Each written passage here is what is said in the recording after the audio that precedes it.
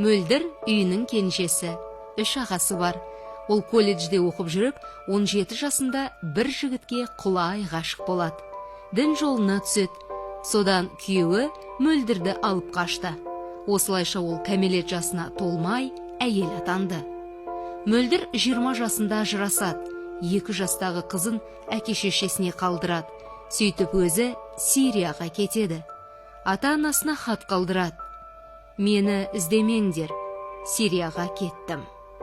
Хатты оқыған анасы Гүлжан өз көзіне өзі сенбей, қызының бұрынғы күйеуіне хабарласады. Өйткені анасы қызының дін жолына түсуіне күйеуі ықпал еткен деп санайды.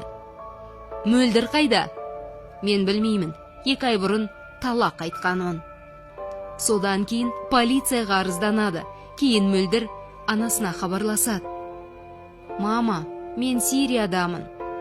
Мөлдір үйімен 3 жылдай WhatsApp арқылы хабарласып тұрады. Ол Сириядағы 3 жыл ішінде 2 рет күйеуге шығыпты.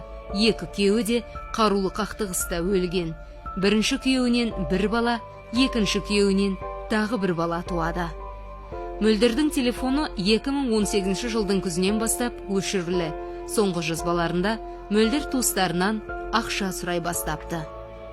Мама, ақша жіберші. Бірақ қариялар қыздарына ақша жібере алмайды. Кейін анасы қызының Сирияда өлім жазасына кесілгенін естиді. Олар әлі күнге дейін Сирияда туған жиендерінің жағдайын біле алмай жүр.